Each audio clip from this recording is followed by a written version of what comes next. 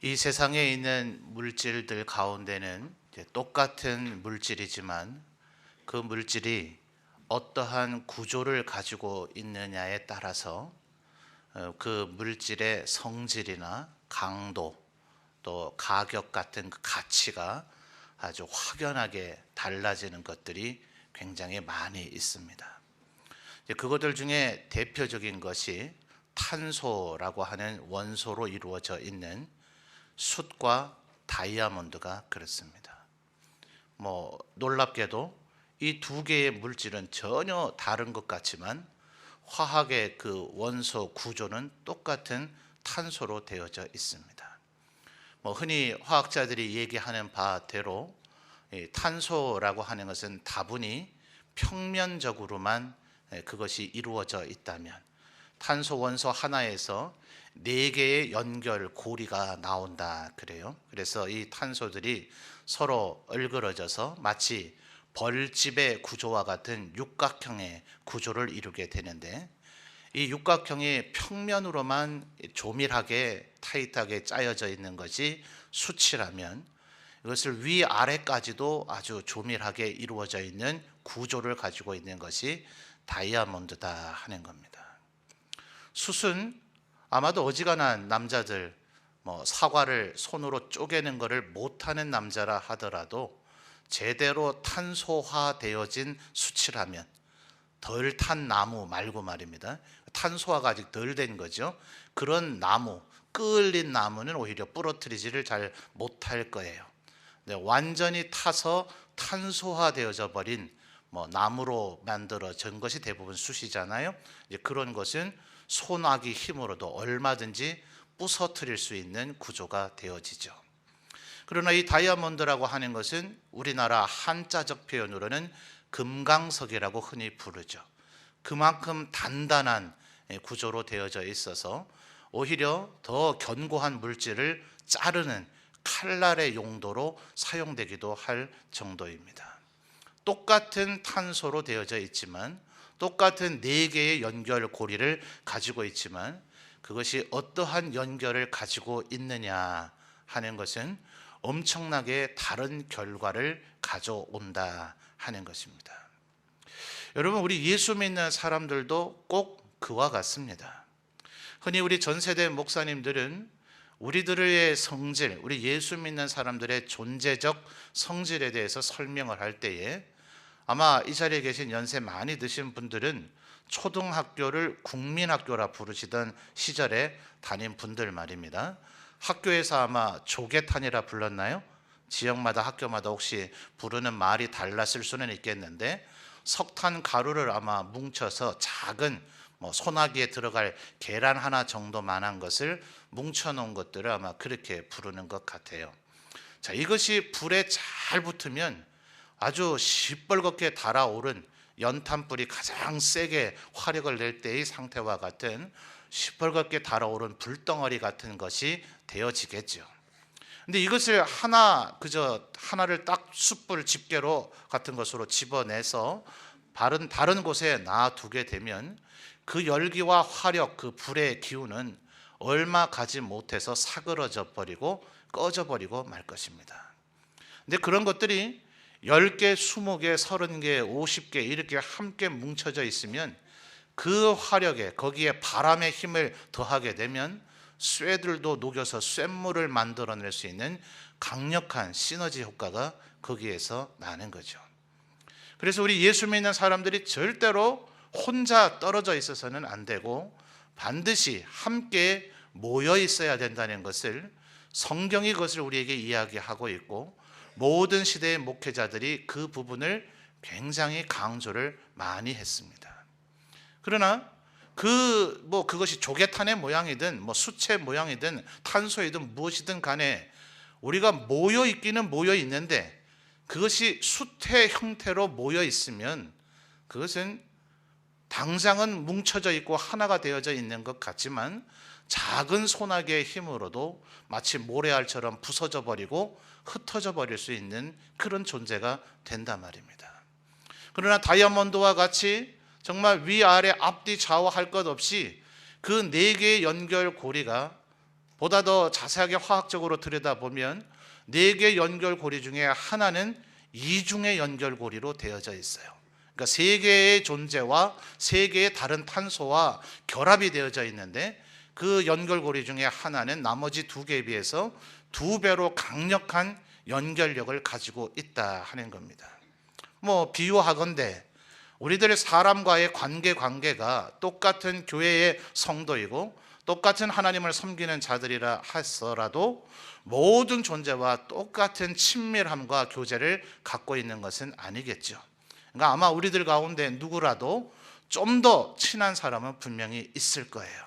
그러나 모두와 함께 이렇게 조밀한 관계, 서로 연결하고자 하는 것이 있지 않으면 교회가 견고하냐 아니냐의 문제가 아니라 내가 그리스도인 됨으로 계속해서 존재할 수 있느냐 없느냐의 문제가 되어진다 하는 것입니다. 그래서 우리 사랑하는 모든 성도들, 특별히 오늘은 2017년을 위한 총회를 하는 주일입니다. 우리 교회만 그런 것이 아니라 지금 대다수의 많은 교회들이 성도 수에 비해서 구역 예배에 참여하는 숫자가 현저히 적습니다. 50% 넘으면 잘 모이고 있다고 보여지는 것이 일반적 통계입니다. 물론 교회에 따라서는 그 교회 구성원들을 아주 리더들이 이끌어가고, 여기서 말하는 리더들은 구역장 권찰님들 리더들을 얘기하는 겁니다. 그들이 잘 이끌어가고 또 교회에서도 프로그램화시키고 또 교역자들이 끊임없이 그들을 권면하고 촉구하고 닥달해서 80%, 90%, 95% 이상이 그렇게 모여지는 그런 교회도 있기는 있습니다만 극히 소수에 불과하고, 지금은 대다수의 성도들이 그저 편안하게 군중 속에서의 자유함을 누리는 거죠. 앞뒤 좌우에 앉아있는 사람과 사실은 이분도 점천제일교회 성도이구나 라는 것은 오늘 얼굴을 봤으니 알기는 알겠으나 이름이 뭔가 어느 구역인가 전혀 알지 못하는 그런 군중 속에 그저 앉아서 예배만 드리고 많은 그리스도인들이 많은 것이 현실이단 말이에요. 전도회도 또한 그렇습니다. 전도회도 역시 마찬가지로 전도회에 동참하고 있는 인원이 전체 교인 수의 50%를 넘어가면 잘 되어지고 있는 것이다 라고 하는 그런 이야기들을 흔히 하고는 합니다. 그런데 여러분, 지금 우리가 모여있는 이런 구조를 하나님께서는 애초에 생각하신 것은 아닐 거예요. 초대교회, 흔히 우리가 교회라고 불려지는 곳, 여러분 성전 안에 과연 몇 명의 사람이 들어갈 수 있겠습니까? 성전 안에는 또 아무나 들어갈 수도 없어요. 크게 만들어 놓았다 하더라도 그 안에는 제사장과 대제사장만 들어갈 수 있을 뿐, 레위인들도 그 밖에서 제사장들을 도울 뿐 그 안에는 들어가는 것이 허락되어져 있지 않습니다. 그러면 성전 광장에 이와 같은 대중적 집회가 과연 이루어질 수 있었을까요? 구약 성경을 보면 모세가 이스라엘 백성들에게 율법을 가르치기 위해서는 정말 수백만의 사람이 한 자리에 모인 것으로 보여지기는 합니다. 예수님께서 산상복음을 가르칠 때에도 그 산의 골짜기 구조가 마이크가 없어도 굉장히 많은 사람에게 큰 소리를 내지 않아도 말이 잘 들려질 수 있는 골짜기 구조였기 때문에 거기에도 수많은 사람들이 모여서 말씀을 들었을 것이라고 보여지기는 합니다. 그런데 춥고 바람 불고 비 내리고 할 때에는 할 수가 없는 예배당의 구조는 아니었다는 거죠. 오히려 AD 한 300년 이상 지나가고 나서 소위 콘스탄티누스 황제라고 하는 사람이 기독교를 로마의 국교로 인정을 하고 그가 예배 드리기를 시작할 때, 황제가 예배를 드리러 옵니다. 어디서 예배 드려야 되겠어요? 황제가 움직이면 황제 호위대장에서부터 최측근 신하들에 이르기까지 수많은 사람들이 동행을 해야 되겠죠. 또한 그 이전까지는 기독교를 믿으면 핍박과 순교를 각오해야 되었는지라 그 이전까지는 예수 그리스도를 안 믿거나 믿어도 비밀이 은밀히 믿던 사람들이 이제 황제가 기독교가 로마의 국교라고 얘기하며 황제가 그리스도임을 자처하니 그 이전에는 신앙생활을 안 하던 사람들도 황제에게 잘 보이기 위해서 나도 예수를 믿는다고 나도 예배를 드리겠다고 하니 이제는 그 어떤 건물 공간에서 함께 모여서 예배드릴 수 없는 상황이 벌어지게 된 것입니다. 그래서 오늘날과 같은 이런 대형 건물적인 교회는 그 이후부터 출현했다. 이것이 예배학이나 기독교 역사를 연구하고 있는 분들이 한결같이 내리고 있는 결론입니다. 그러니까 오늘 이후, 중세 이후 되어지면서 이렇게 많은 사람이 한 건물 안에서 모여서 예배드리는 것이 이루어지니 이 가운데 같은 교회 성도이지만 잘 아는 사람이 있고 잘 모르는 사람이 생겨지게 되었지, 원래부터의 교회는 그런 것이 아니다 하는 거예요. 교회라는 것은 다분히 가정 단위로 모여졌고 지도자들을 중심으로 해서 오늘날의 현대적 표현으로 하면 소그룹 중심적으로 모여진 거예요. 빌립보 교회, 에베소 교회, 고린도 교회 이러면 지금 우리 점천제일교회 같은 그런 한 건물 안에 모여져 있는 교회를 얘기하는 것이 아니라 여러분이 오늘 총회를 하게 될 전도회 같은 문경 점촌이라고 하는 곳에 모여있는 남전도의 1, 2장년의 1부터 6 여전도의 소망부, 이런 기관들 전체를 통칭해서 하는 말이 점촌제일교회라고 불렀을 뿐이지 그들은 모이는 단위가 소그룹의 단위였다 하는 거예요. 고린도 교회에 편지했다, 이것은 저 같은 무슨 담임 목사가 받아서 여기서 전체 성도를 모아놓고 낭독을 시켜준 것이 아니라 고린도 도시 안에 가정 단위로 모이고 있는 수많은 교회에 어느 가정으로 그 편지가 배달이 되어지면 그 가정에서 읽고 다른 가정으로 넘겨주고 하면서 가정 단위로 계속해서 돌려서 읽는 형태가 이루어진 것이 초대교회의 모습이다 하는 겁니다. 그러니 우리들의 성도들이 생각할 때에 나는 주일 오전 예배에 참석한다, 나는 점천제일교회 등록된 교인이다, 교적 카드가 있다, 요람에 내 이름이 있다, 이러니 나는 점천제일교회 교인이다, 이러시면 아직은 뭔가 아쉽고 부족한 것이 있는 것이고요. 여러분이 구역예배와 전도회를 잘 참석하면, 여러분 전도회라고 하는 것은 동일한 연령층으로 모아놓은 것이죠. 그것은 말하자면 수평적 구조, 같은 동질감이 있잖아요. 연령이라고 하는, 비록 5살, 10살에 물론 터울이 그 안에서도 있기는 있습니다만 그래도 30살, 50살 나이 차이는 사람과는 달리 거의 동년배라고 볼 수가 있죠. 그런 같은 연령층끼리 모여 있다 하더라도 그것은 평면적 구조밖에 되지 않는 거예요.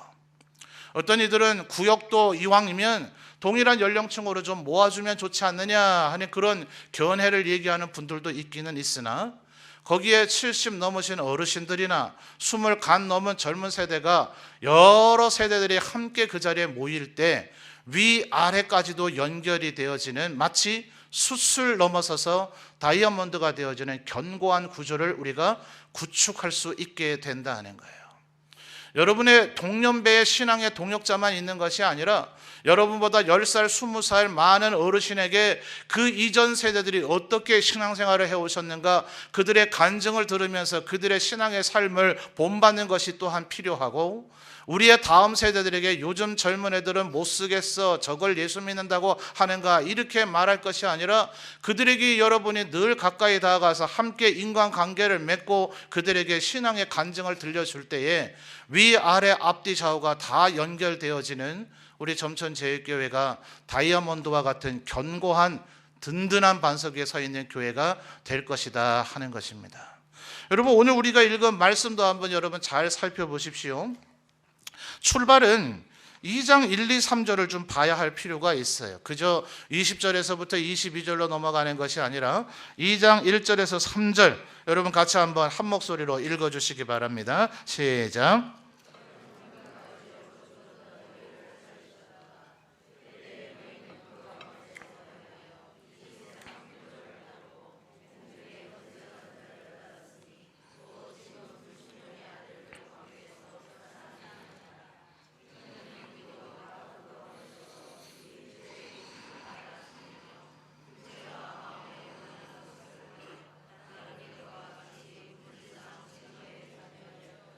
아멘. 자, 이것은 바울 사도가 에베소 교인들에게 보낸 편지입니다. 에베소에 있는 아직도 하나님을 믿지 않고 하나님을 모르는 사람들에게 보낸 편지가 아니라 이미 예수 그리스도를 믿는다. 여러분 요한계시록에도 2장 3장에 7 교회에 보낸 편지들을 보면 에베소인들은 교리의 전문가입니다. 그들 가운데 거짓 사도들이 이단들이 들어왔을 때 그들은 그들을 다 적발해냈습니다. 거짓말하지 마라. 네가 지금 참된 사도인 척하지만 우리는 너의 거짓됨, 너의 이단적 사상을 알고 있다 하면서 사도들이 와서 판명을 내려준 게 아니라 에베소 교인들 스스로가, 그들이 그들 안에는 하여튼 거짓된 자들은 절대로 깃들을 수가 없는, 에베소인들은 그렇게 한 사람 한 사람이 말씀과 교리에 투철한 사람들이라서 방어는 잘해냈어요. 이단과 거짓 사도들을 다 교회 안에서 찾아내서 너 가라지야, 너 이단이야, 너 마귀의 간첩이구나 하면서 교회 밖으로 쫓아내는 것은 잘했지만 그런 과정 속에서 오히려 사랑이 식어졌다. 너무 냉랭했다. 너무 율법적이고 너무 비판적이었다. 그러므로 첫사랑을 회복해라는 권면을 받아야 할 정도가 에베소 교회였습니다. 이들이 어설프게 예수 믿는 사람이 아니에요. 지금 예수 믿기 전에 에베소 교인에게 바울 사도가 이 얘기를 하는 게 아니라 바로 그 상태로 하나님 앞에 정말 말씀에 대해서 아마 우리와 성경 퀴즈 대결을 벌이면 우리한테 전혀 지지 않을 정도의 말씀에 대한 깊이 있는 그런 지식이 있고 삶이 있는 이들이 에베소 교인이었는데, 그들을 향해서 바울 사도가 지금 내리고 있는 평가는 정말 냉정함을 넘어서서 가혹하다고 할 정도입니다. 여러분 지금 혹시나 이 자리에 계신 분들, 내가 모태신앙이다, 나는 몇 대째 예수를 믿고 있다, 어릴 때부터 나는 아주 신비한 체험을 했다, 아니요, 그런 거 다 필요 없고요. 우리를 향해서 지금 성경이 정확하게 내려주고 있는 결론이 뭔가 보십시오. 1절 보십시오. 우리의 원래의 상태를 지금 조명해 주고 있어요. 우리가 뭐라 그럽니까? 그는 허물과 죄로 죽었었다. 우리는 허물과 죄로 죽었던 존재였어요. 2절 보시면 너희는 그 가운데서, 뭐 가운데서요? 죄 가운데서 행하는 자들이었고, 이 세상, 여기서 말하는 세상은 그냥 우리가 발을 디디고 있는 것이 아니라 성경에서 세상 이렇게 얘기할 때는 하나님을 적대하는 자들의 무리들을 얘기하는 겁니다. 하나님을 대적하고 하나님을 거스르는 자들의 풍조, 범죄하는 자들이 하는 걸 그대로 따라하는 자들이 바로 너희들이었다는 거죠. 공중의 권세 잡은 자, 이 세상에서 여전히 마귀 사탄 권세를 잡고 있는데 그 공중의 권세 잡은 자를 따랐다, 마귀를 따랐다, 마귀를 추종했다, 마귀가 하라는 대로 했던 자들이 바로 너희였다. 그러므로 그 영이 바로 불순종의 아들들 가운데서 역사하는 영인데 너희들이 그에게 사로잡힌 자들이 바로 너희였었다. 이거 우리의 과거입니다. 우리들이 모태신앙 아니라 몇 대째 예수 믿는 집안에서 태어났을지라도 우리들 모두 누구도 예외 없이 예수 그리스도를 인격적으로 고백하기 이전에 우리가 구원받기 이전에 영원한 생명을 받기 이전에 우리가 어떠한 상태였는가를 여러분 잊지 마셔야 돼요. 오죽하면 성경이 거듭남, 새로 태어났다고 얘기하잖아요.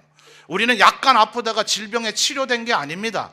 조금 상태가 안 좋았다가 개선된 게 아닙니다. 조금 성적이 나빴다가 좋아진 그런 게 아닙니다.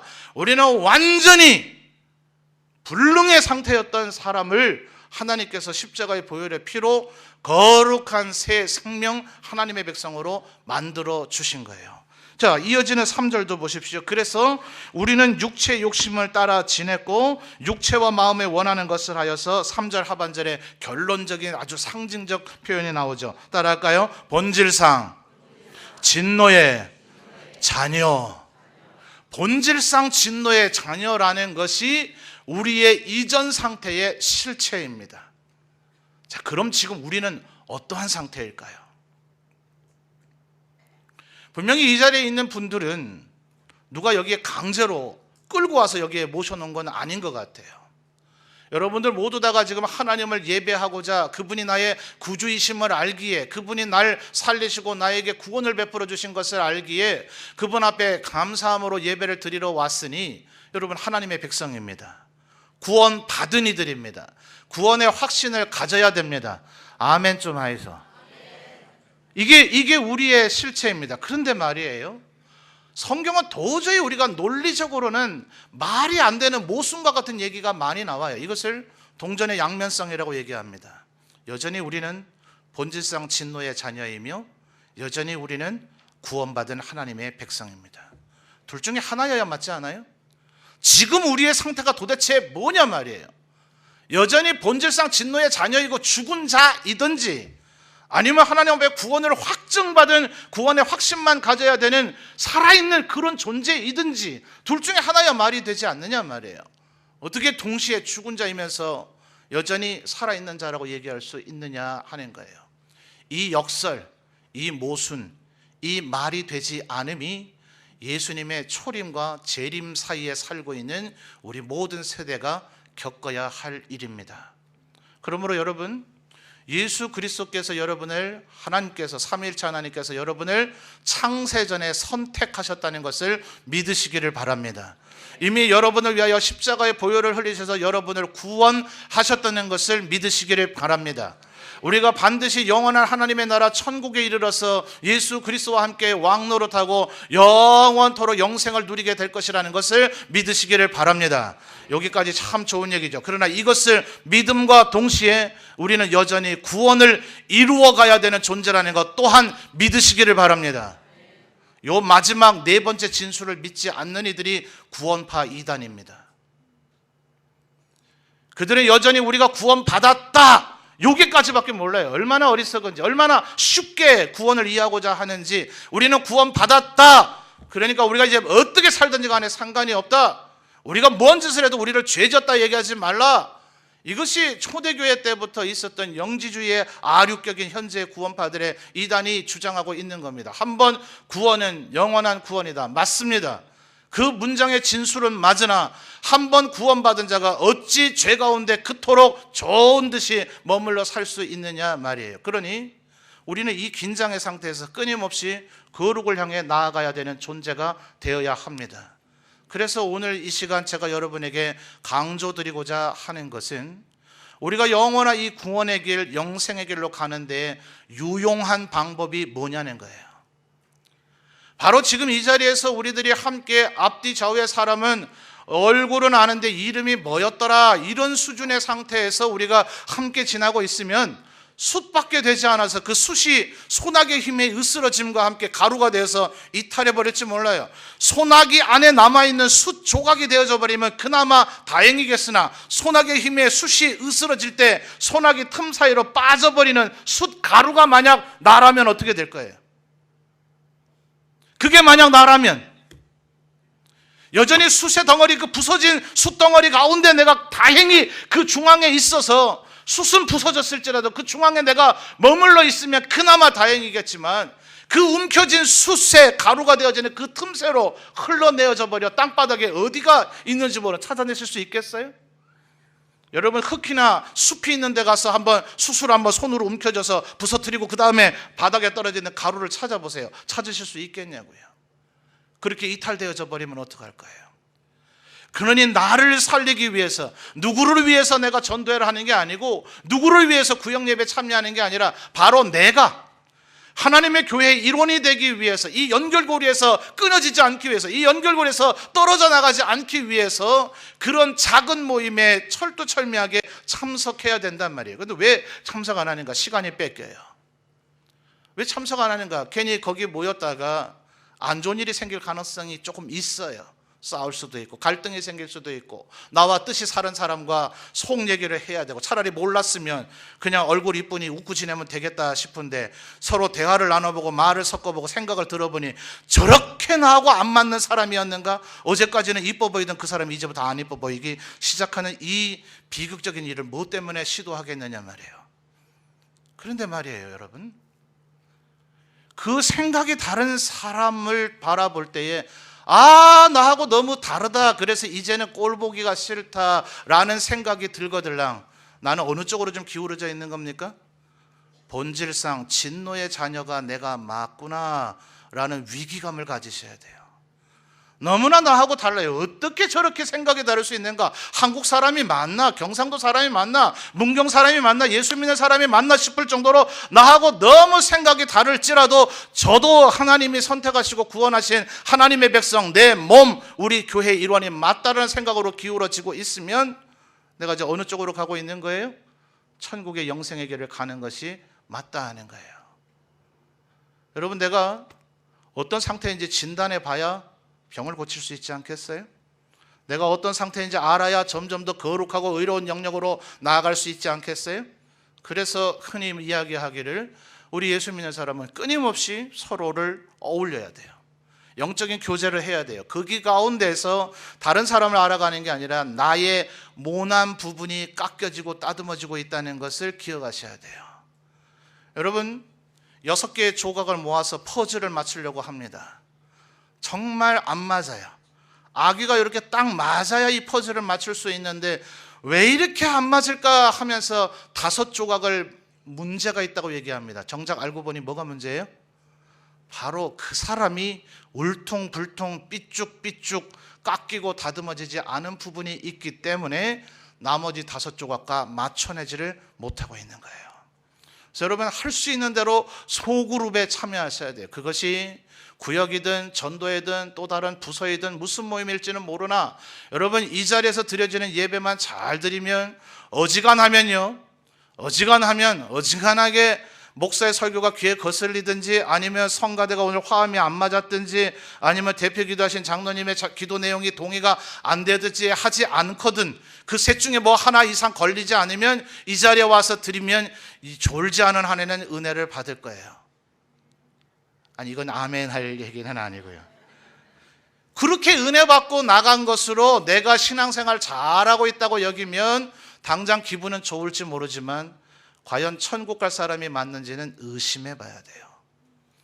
내가 예수를 잘 믿고 있는가, 신앙생활 잘하고 있는가는 여기 지금 저 혼자 떠들고 있잖아요. 여러분의 그저 싱긋이 미소를 지으면서 제 얼굴을 바라보고 있잖아요. 여러분의 속마음을 제가 도무지 알 길이 없어요. 이런 상태에서는 내가 지금 성화된 사람인지 거룩을 향해 가고 있는 사람인지 인내할 수 있는 사람인지 도무지 알 길이 없어요.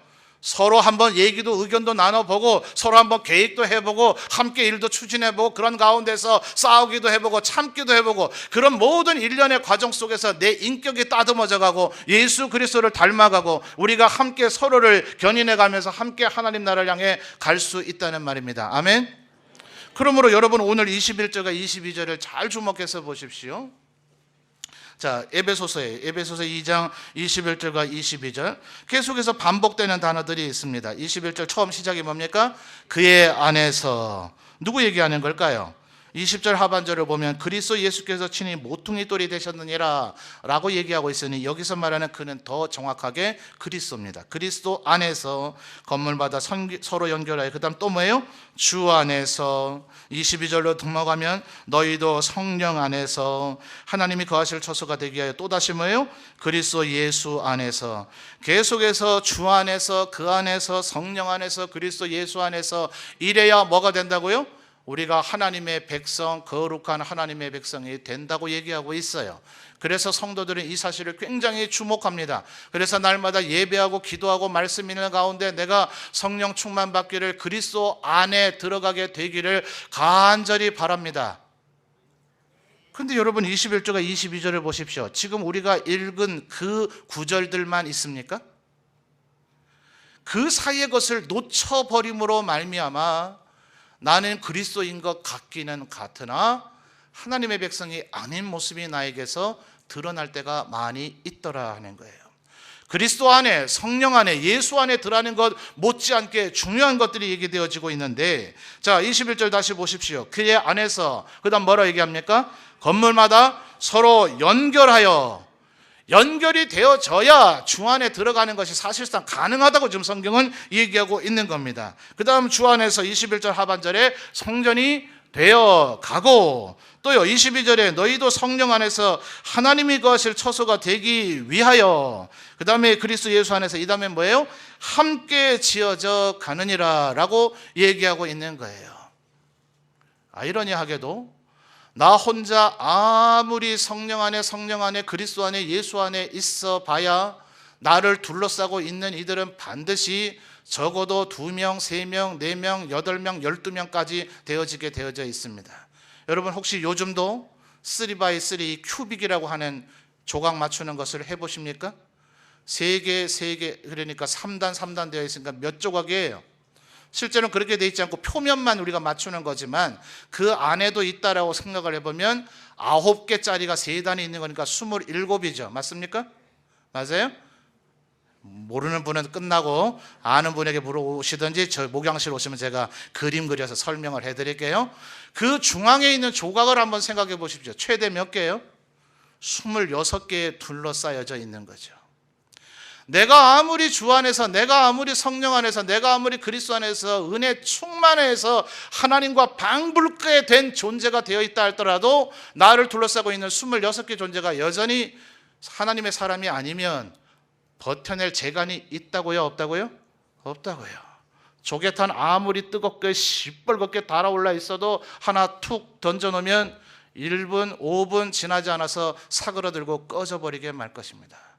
그러나 지금 내가 조금 부족해도 옆에 있는 사람과 같이 붙어 있으므로 그의 은혜 받은 그의 힘도 도움을 받고 때로는 내가 은혜 받은 것을 그에게 나누고 하면 우리의 이 연결고리들이 점점 더 강력한 연결의 힘을 갖게 되면 서로 연결되어지면 여러분 제가 장담하며 얘기하지만 여러분이 베풀고 나눠주는 것보다 훨씬 많은 도움을 우리의 주변의 동역자들에게 받게 되어질 줄 믿습니다. 반드시 소그룹 모임에 참석하십시오. 그들과 함께 하십시오. 그들을 위해서 때로는 희생하고 양보하십시오. 임원으로 구역장 권찰로 수고하십시오. 섬기십시오. 하나님이 반드시 그 노고와 수고와 눈물을 아실 것입니다. 그리고 연약한 자들을 일으켜 세우십시오. 하나님께서 그 섬김을 반드시 기억하시고 하나님의 교회를 든든하게 세우는 여러분들을 축복하실 것입니다. 여러분, 이곳에서 드리는 예배가 아무리 은혜가 넘쳐도 장로님들이나 또 목사인 제가 금식하며 설교와 기도를 준비한다 하더라도 이분들이 정말 철야 기도를 하면서 찬양을 준비해서 한다 하더라도 그래서 이곳이 마치 천국과 같은 방불케 되어지는 그런 느낌을 갖고 여기서 우리가 눈물이 줄줄 흐르는 그런 감격스러운 예배를 드린다 하더라도 우리의 소그룹들이 전혀 조직화되어지지 않으면 우리의 은혜의 충만함과 우리의 성장은 반드시 한계에 부딪히게 되어져 있다 하는 것입니다. 그러므로 구역장 권찰님들 또 우리 전도의 임원님들 사명감을 가지시기 바랍니다. 하나님께서 하나님의 몸된 교회를 여러분에게 맡기신 것입니다. 여러분의 섬김과 여러분의 헌신을 통해서 주의 교회를 더욱더 든든하게 세워가시겠다고 얘기하고 계신 것입니다. 목회자만이 주의 종이고 주의 사역자가 아니라 이 일을 감당하는 여러분 모두 다가 하나님의 일꾼이요 하나님의 종들이며 주님의 사명자들인 것입니다. 그러므로 우리 함께 교회를 세워나가십시다. 교역자만이 해야 할 일이 아닙니다. 우리 모두가 각자의 위치에서 하나의 탄소의 원소가 되어서 내가 뻗어나갈 수 있는 내 가닥을 뻗어나가서 그 누구라도 내가 연결이 되어질 때 우리 교회는 다이아몬드와 같은 강건하고 든든한 하나님의 아름답게 빛나는 교회가 되어질 줄 믿습니다. 그러므로 이 일을 위하여 더욱더 풍성한 그리스도인의 교제가 일어나는 우리 교회가 되어지기를 주님의 이름으로 축원합니다.